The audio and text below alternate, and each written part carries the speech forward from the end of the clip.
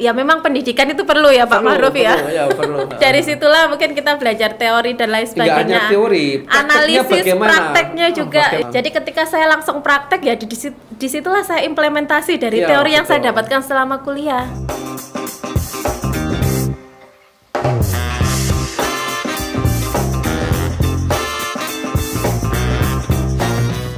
Assalamualaikum warahmatullahi wabarakatuh. Selamat siang.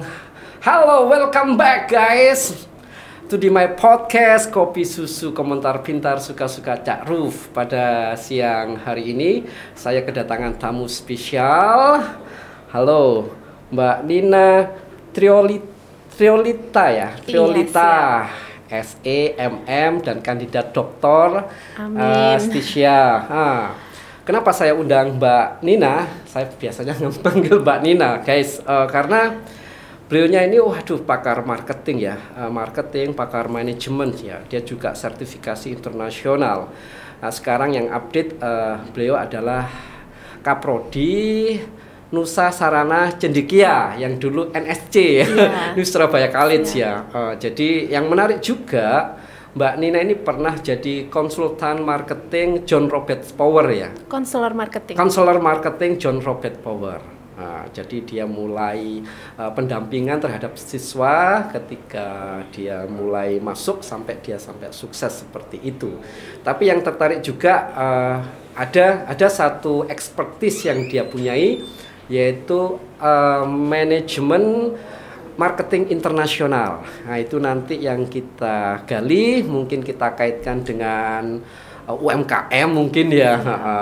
Saya ketemu beliaunya ini ketika kita pernah kemarin di Dinkops soal UMKM Sidoarjo.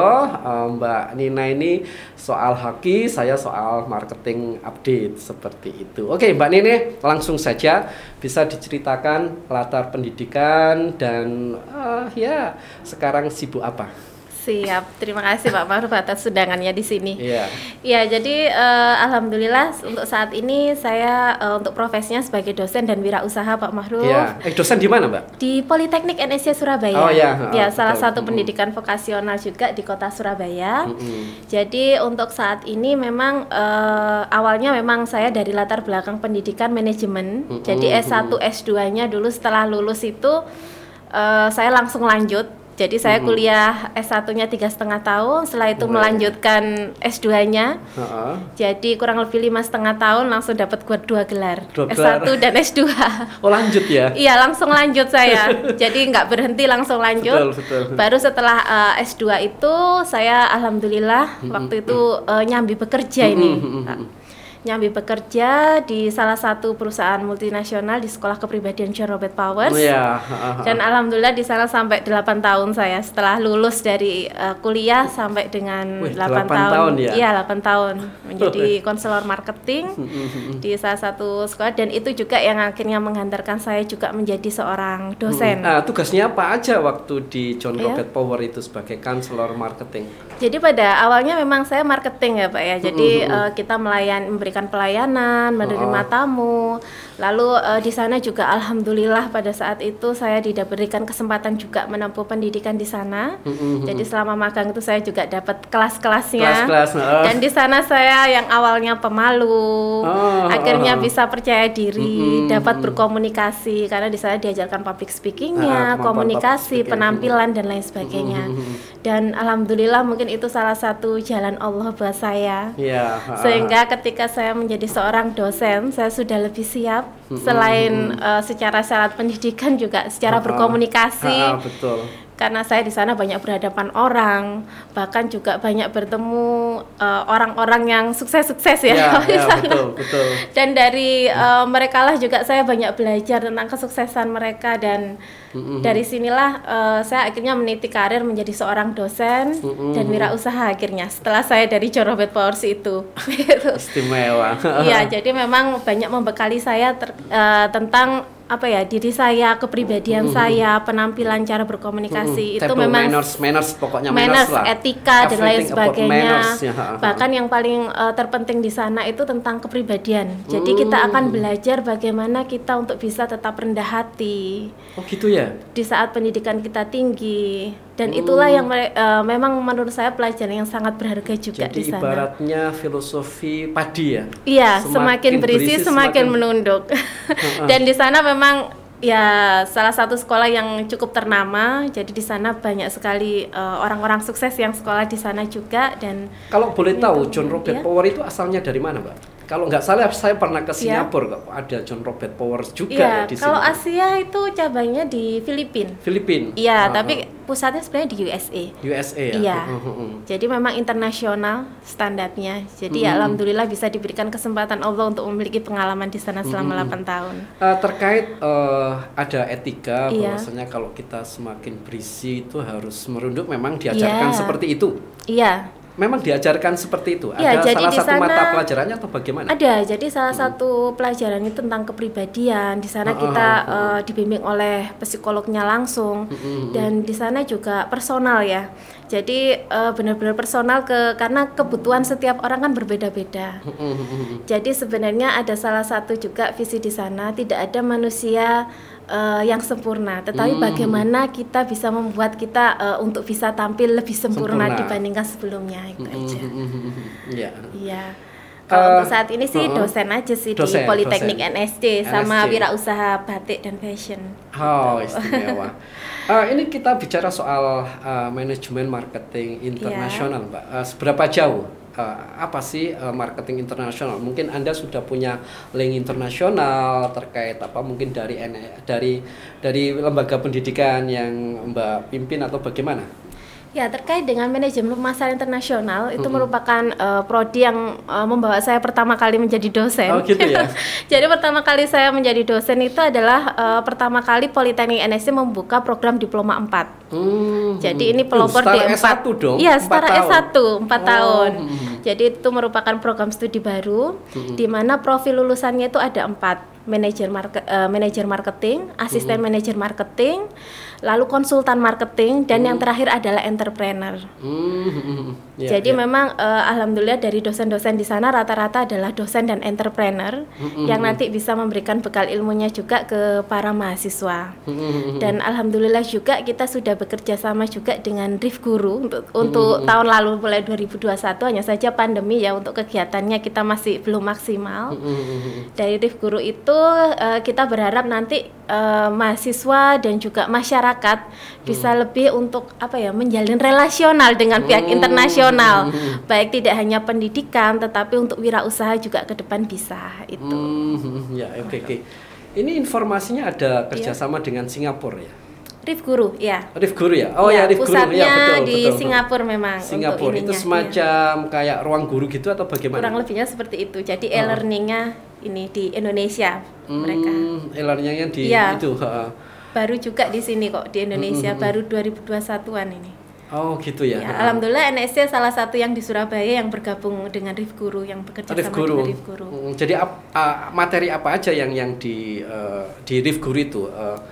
Atau dari Indonesia langsung Singapura atau bagaimana? Jadi kita kerjasama ya untuk beberapa pelatihan. Jadi beberapa dosen nanti akan mengajar beberapa materi terkait digital marketing, lalu juga FB service untuk dunia perhotelan. Melalui Rif Guru tersebut. Dan itu pun viewernya Singapura. Seluruh dunia. Tapi iya, itu, tidak hanya Indonesia. Tapi itu milik Singapura. Iya, untuk ininya pusatnya. Pusatnya. Iya. Dan kalau cabangnya di Indonesia sih di Jakarta. Oh, di Jakarta. Itu kerjasama ya. Iya, jadi nanti kita untuk ininya dosen-dosen kami juga nanti bisa ini ya, lebih diperkenalkan juga.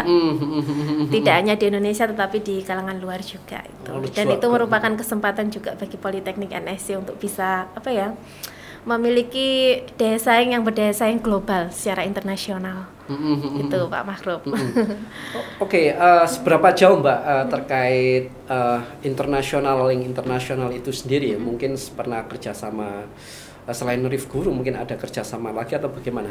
Ya, jadi kami juga mencetak mahasiswa kami. Alhamdulillah untuk walaupun kita prodi baru ya, untuk semester yang mahasiswa angkatan pertama itu mulai semester 2 mereka rata-rata sudah memiliki usaha semua.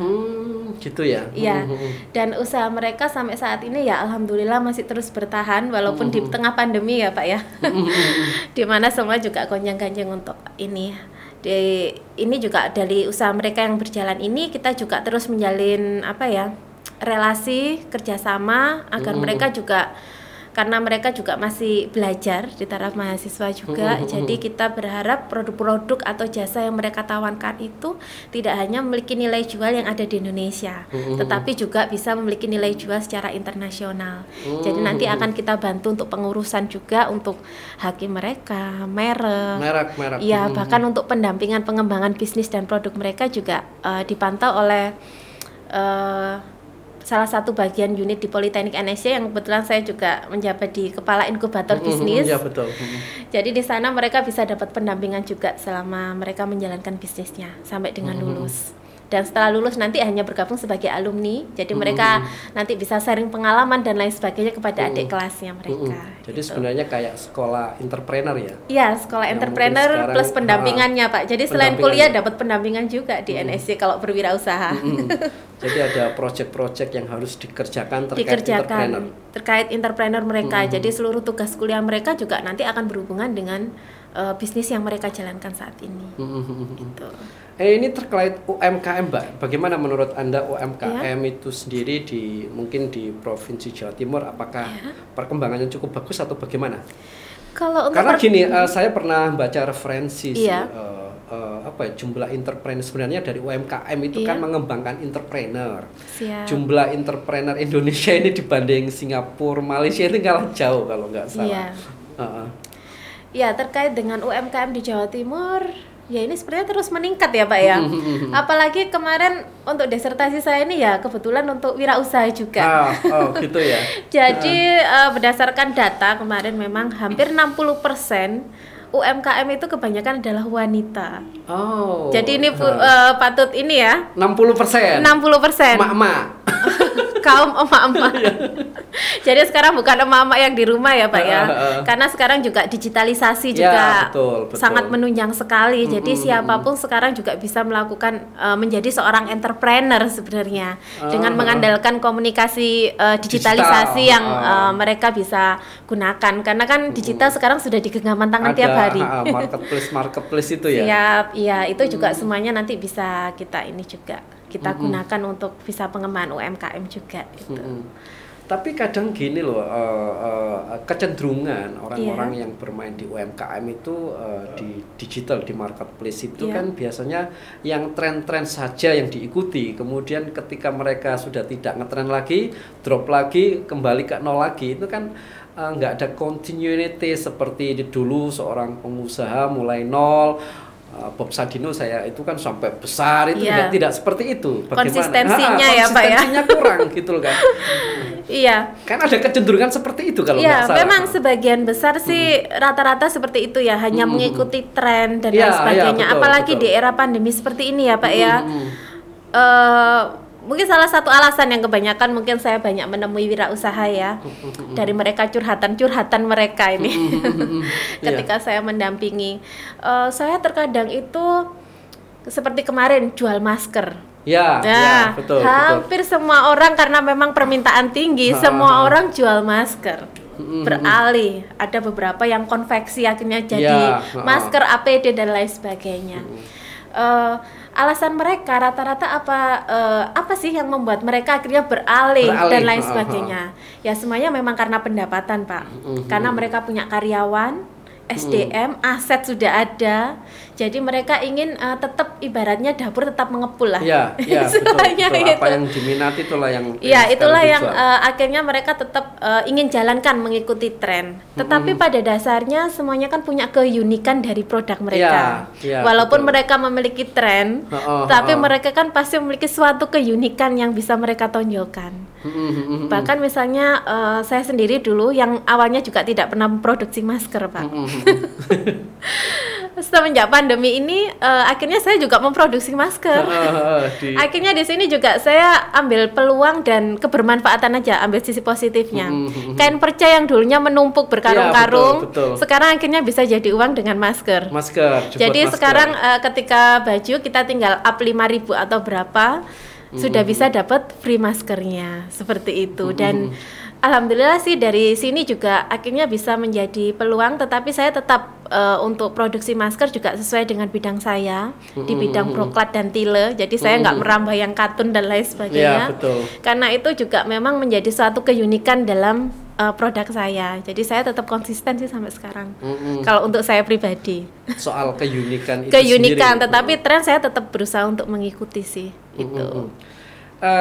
Sebenarnya apa sih kunci sukses seorang UMKM kemudian bisa jadi besar, mungkin bisa langsung bisa ekspor gitu?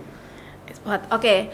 Terkait keunikan adalah keberanian, Pak. Kalau salah saya. satunya ya? Salah satunya. Jadi kita tidak hanya untuk plan dan plan, kita harus bisa action. Sama seperti pendaftaran merek, mungkin kemarin juga saya sama Pak Makro ya. Pendaftaran merek itu hampir sebagian besar orang kadang berpikir nanti ada biayanya, nanti pengurusannya bagaimana, ketika merek saya sudah besar dan lain sebagainya. Memang semuanya butuh proses dan kita harus bisa konsisten. Dan kita kalau saya secara teori ya Pak ya ini ya, saya menghubungkan antara realita kehidupan saya dengan teori sekarang. Secara teori memang kita harus punya perencanaan plan yang jelas. Jadi setiap tahun itu kita harus membuat plan-plan yang setiap bulan pencapaian apa dalam tahun ini yang kita dapat dan lain sebagainya. Dari situlah memang akhirnya ya itu, semenjak saya kuliah S3 ini memang saya belajar banyak teori dan di sana saya berusaha untuk menghubungkan realita yang ada. Apalagi saya kan wirausaha yang ibaratnya dari bawah ya Pak ya, dari mulai mahasiswa. Dari stand yang kecil sampai sekarang alhamdulillah ada 6 stand. Di ITC. ITC ya? Iya. Dan itu juga sebuah proses bagaimana saya bisa dari awalnya saya yang jual dulu hanya produk harga 25-35 ribu Pak awalnya saya buka usaha. Sampai sekarang itu garment ya? Garment fashion. Jadi saya dulu Muslim. Memang dari awal Muslim batik. Batik. Ya, batik. Jadi karena mungkin ya dulu zaman awal-awal buka ya keterbatasan modal, belum punya pengalaman dan lain sebagainya. Saya tipenya orang ketika membuka itu tidak ingin yang resikonya besar. Betul. Jadi di sana pertama untuk memasuki sebuah pasar ya Pak ibaratnya. Sebuah mall itu kan ibaratnya sebuah pasar.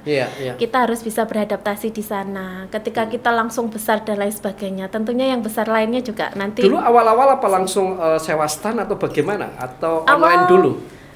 Saya enggak online nih, zaman 2016-15 untuk handphone juga masih belum ada marketplace kayaknya.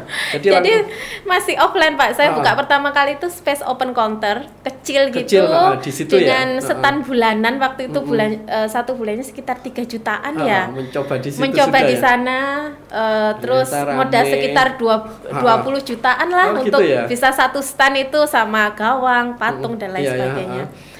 Dari sana terus saya sambil mengamati pasar sebenarnya dengan membuka itu.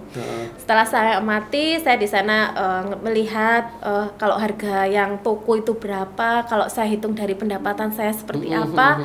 Oke, ternyata masih bisa buka satu. Itu pun satu dulu saya buka toko juga yang pakai paling belakang, Mbak. Karena itu kan semakin semakin belakang. Berapa per bulannya waktu itu? Waktu itu pertama kali saya sewa sekitar 35 per tahunnya. 35. Terus tahun ya? Kalau sekarang sekitar 50-75an per standnya. Double ya, 2 kali ya? Iya, kan tiap tahun naik terus saya juga akhirnya semakin menempati pasar saya semakin tahu lokasi strategis pembeli di mana gitu. Karena di situ aja. Akhirnya memang stand-stand yang di depan-depan itu lebih mahal sih, di dekat pintu masuk, atrium dan lain sebagainya. Tapi akhirnya bisa bergerak alhamdulillah ke depan. Bisa bergerak melangkah terus ke depan. Yang belakang ditinggalkan bergerak ke itu. Kalau yang belakang masih tetap. Itu dari mulai stand kecil ya sampai sewa toko membutuhkan berapa tahun? Kurang lebih 2 tahun. 2 tahun. 2 tahun. Cepet ya? Alhamdulillah sih. Mungkin ya orang-orang sana nggak tahu kalau saya sebenarnya S2 kok. Iya. Jadi sampai saya analisis dan lain sebagainya, Pak. Jadi ya itu, saya ya memang pendidikan itu perlu ya Pak Ma'ruf ya. Perlu. Dari situlah mungkin kita belajar teori dan lain sebagainya. Nggak hanya teori, analisis prakteknya juga. Bagaimana? Jadi ketika saya langsung praktek ya disitulah saya implementasi dari teori yang saya dapatkan selama kuliah. Kebetulan kuliah saya ekonomi manajemen, jadi di sana saya mencoba untuk manajemen karyawan saya, produk saya, berapa karyawannya produk. Sekarang sekitar 10. 10. Iya. Dari 6 counter. Jadi satu toko ada yang 2, ada yang 1. Itu 6 counter, 6 toko ya? 6. Itu terpisah atau jadi satu? Terpisah. Oh, terpisah. Iya, jadi semuanya barang yang sama. Garment. Barang yang sama. Namanya apa toko? 1, 2, 3 gitu modelnya. Ya, bukan toko pertama kali buka Batik Olita, nama saya sendiri. Batik Olita itu ada 2 di sana. 1 dan 2. Ya, terus ada lagi Batik Camon, nama keponakan saya. Jadi nama-nama saudara-saudara saya buat. Lalu setelah saya ini ada lagi Azanaya, setelah saya menikah gabungan nama saya dan ini suami. Lalu ada lagi yang terakhir ini kita buka Zalina, nama anak saya yang baru 2 tahun usianya. Muslim. Baju muslim. Busana apa ya? Pesta musim batik Pak, kombinasi batik modern. Jadi kebaya. Tetap batik tidak ditinggalkan ya? Tetap. Saya konsisten dengan batik. Konsistensinya di batik. Ya, saya hanya memodifikasi dari bahan dan juga model saja. Jadi kalau dulu memang saya hanya hem-hem, daster dan lain sebagainya. Kalau sekarang saya sudah merambah pesta, jadi saya kombinasikan bahannya. Dan juga mengikuti tren juga, karena sekarang kebutuhannya kan untuk busana pesta pernikahan itu kalau menurut saya kan untuk jangka panjang juga selalu ada. Jadi disitulah saya mencoba untuk mencari peluang di sana. Itu batiknya batik tulis atau batik cap? Kita semua ada. Mulai dari printing, cap, tulis ada. Ngambil atau ada karyawan yang khusus ada produksi batik sendiri atau bagaimana? Kalau untuk kain batik untuk sementara ini saya tidak produksi, tapi saya sudah partner dengan beberapa teman karena kebetulan kan juga banyak UMKM juga ya Pak. Kalau untuk pembuatan konveksi baru saya. Jadi saya hanya mengambil batiknya dan lain sebagainya. Untuk motif juga sama. Saya bisa request motif juga karena kan relasional ya Pak ya. Jadi betul. untuk motif ini kita mencoba untuk desain sendiri lah itu. Dan kan tes pasar, buat batik motif bagus, ini iya belum ada yang punya dan lain sebagainya. Kita pesen lagi. Iya siap. Karena kebanyakan kan kalau batik itu memang ada suatu ciri budaya yang melekat di sana. Jadi kita kolaborasikan ciri budaya itu dengan sesuatu konsep yang modern di sini. Jadi motifnya tidak hanya motif yang klasik, tetapi kita juga motif yang modern lah, karena kita kombinasikan dengan berbagai bahan lain yang akhirnya bisa dibuat untuk pesta juga selain untuk busana kerja dan lain sebagainya. Jadi saya cenderungnya ke pesta ini Pak. Pesta, iya, pesta. Untuk fashionnya. Yang toko-toko sebelumnya juga ke pesta lain kan konsentrasinya? Ya itu pengembangan produk saya itu butuh waktu sekitar 2 tahunan memang. 2 tahunan. Iya, untuk mengetahui peminatnya itu seperti apa. Itu memang ya butuh coba ini dan coba ini sampai akhirnya selama 2 tahun itu baru menemukan passion saya di sini. Alhamdulillah kan saya juga untuk fashion memang ya dari JRP itu sering ke dunia fashion ya Pak. Betul. Jadi saya di sana bisa menjadi modal awal saya untuk selalu update dan lain sebagainya. Bisa implementasikan matching ya, itu matching kan dengan sini terus kebutuhan kan sekarang ada tren manekin itu di matchingkan kan gitu kan. Orang kan pertama tertarik kok bagus ya pakaian di manekin ini kan seperti itu terkadang kolaborasi antara perpaduan batik dengan bahan tile itulah yang mungkin sulit ya untuk kita kombinasikan dan di situ alhamdulillah untuk saat ini ya kita belajar dari pengalaman juga akhirnya bisa untuk mengkolaborasikan itu menjadi sesuatu yang bisa diminati pasar. Tapi memang berguna ya, Anda sekarang kan di Stesia ya ambil doktornya kan ya. Ada gunanya juga kita teori, praktek. Bagaimana? Ada gunanya atau bagaimana seperti itu?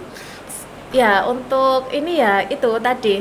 Saya itu setelah lulus S2 kan tidak jadi dosen dulu ya Pak ya. MM ya waktu itu ya. Ya MM. Manajemen. Ya MM itu awalnya saya jadi marketing dulu, bekerja di salah satu perusahaan dan di sana juga saya banyak belajar juga bagaimana untuk bisa menjadi seorang karyawan dan lain sebagainya, jadi marketing, bertemu banyak orang, komunikasi dan lain sebagainya. Setelah saya 8 tahun itu, saya nggak pernah loh selama 8 tahun itu berpikir untuk menjadi seorang dosen. Bahkan untuk sekolah S3 juga enggak sama sekali. Waktu itu, waktu pertama kali saya dosen hanya iseng aja sih, coba-coba gitu, naruh CV. Ternyata dipanggil waktu itu, dipanggil oleh 3 universitas. Oh gitu ya? Iya, mungkin lihat portofolio pengalaman atau apa sehingga saya lebih diprioritaskan. Setelah lulus S2 kan langsung gitu kan? Iya, karena waktu itu saya nggak berpikir untuk jadi dosen, hanya yang penting saya bekerja dan lain sebagainya. Lalu setelah dorongan dari orang tua, udah nggak apa-apa, terima aja tawaran. Waktu itu kan jadi dosen belum struktural ya Pak saya. Ya, betul. Jadi seminggu cuma 2 kali, 3 kali. Akhirnya dosen baiklah tamu. saya terima untuk tawaran jadi dosen itu untuk mata kuliah waktu pertama kali saya ngajar itu pengantar bisnis. Jadi basic untuk bisnis waktu itu. Karena saya sudah punya pengalaman marketing dan wirausaha juga di sana. Akhirnya diberikan kepercayaan itu. Akhirnya setelah saya menjadi dosen kok nyaman, karena di sini kan ibaratnya ibadah ya Pak ya, berbagi ilmu. Enggak banyak gaji dosen. Jadi ibaratnya ibadah lah, berbagi ilmu di sini. Dan dengan berbagi ilmu juga saya akhirnya juga termotivasi untuk tidak berhenti belajar Pak jadi dosen. Sampai akhirnya setelah 3 tahun saya jadi 2 tahun jadi dosen, akhirnya memutuskan untuk sekolah lagi di S3 ini. Ya semoga. Waktu itu tokonya sudah berapa? Jadi dosen sudah 6. Oh sudah 6. Itu sebenarnya buka toko itu iseng atau bagaimana sih? Awal mula idenya itu.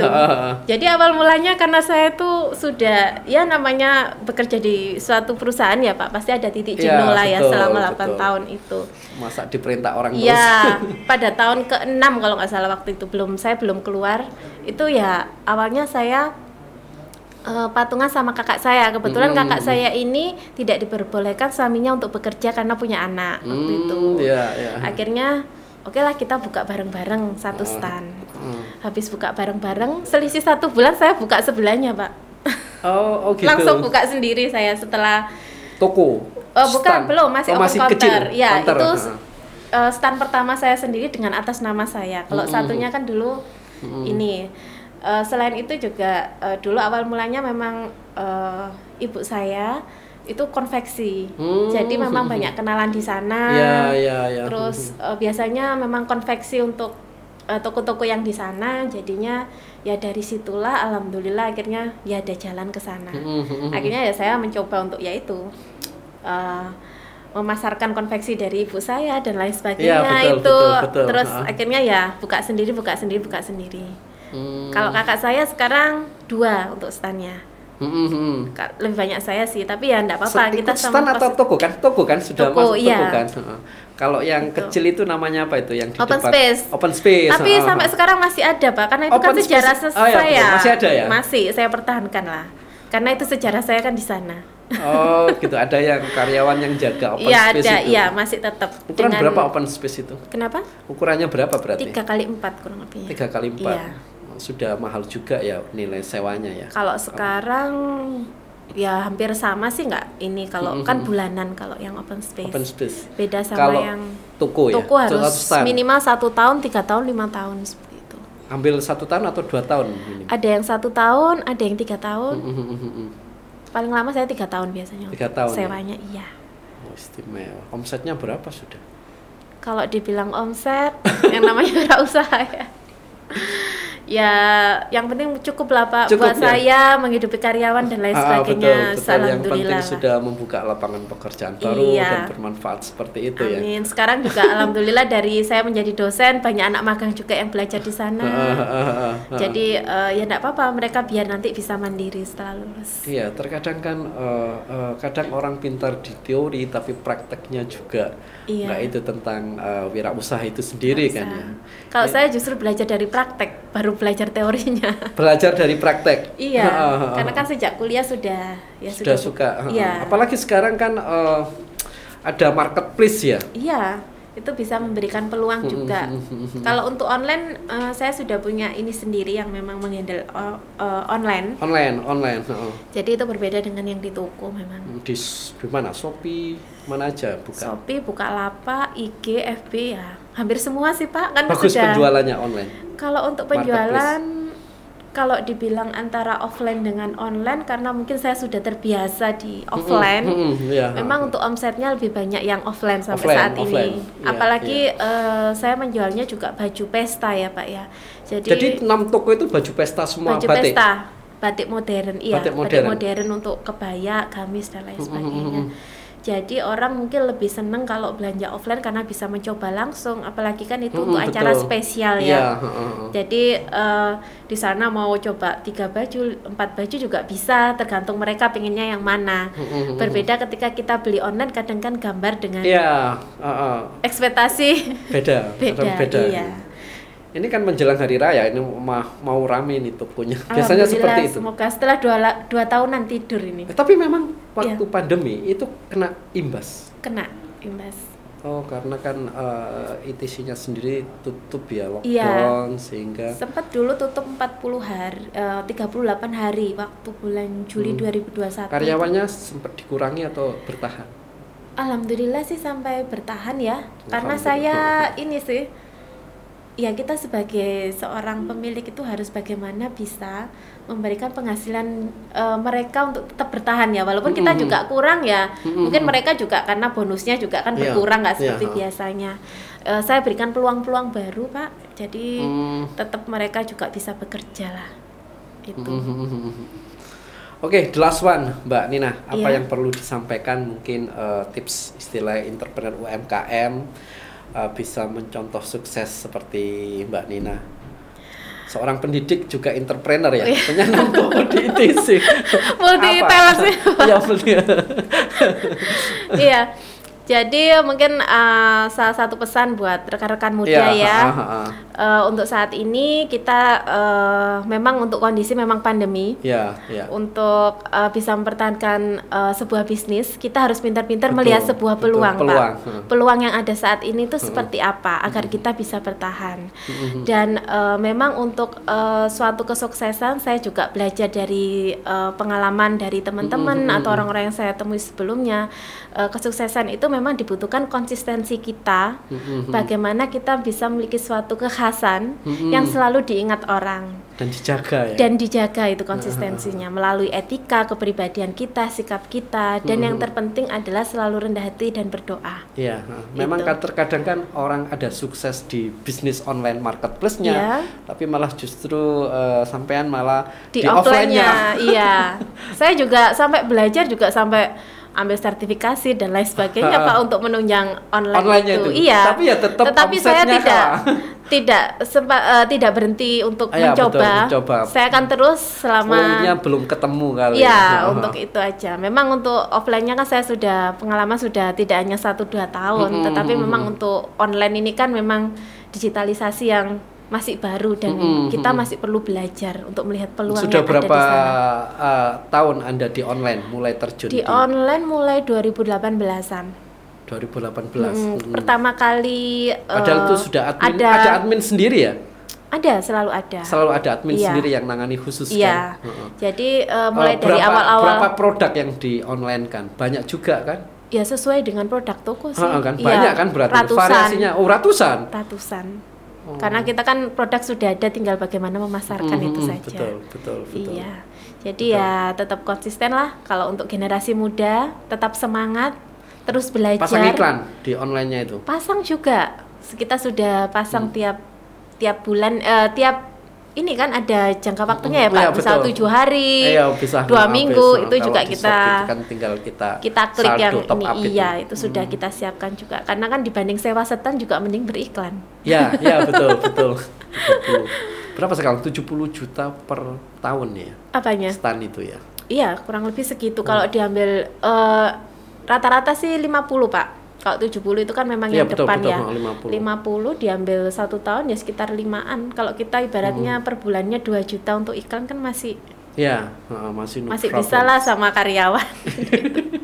Iya, tapi kalau itu nanti jadi, waduh, Amin, Amazing, amin. amazing Iya, kan, saya seperti akan itu. terus belajar Iya, di sana. tetap Iya. terus belajar Siap. hal-hal yang baru ya. Iya, terus belajar, upgrade juga. Lalu juga tanggung jawab untuk entrepreneur kan bagaimana untuk bisa membuka lapangan pekerjaan Ya, juga. betul, itu yang penting. Gitu. Itu yang penting.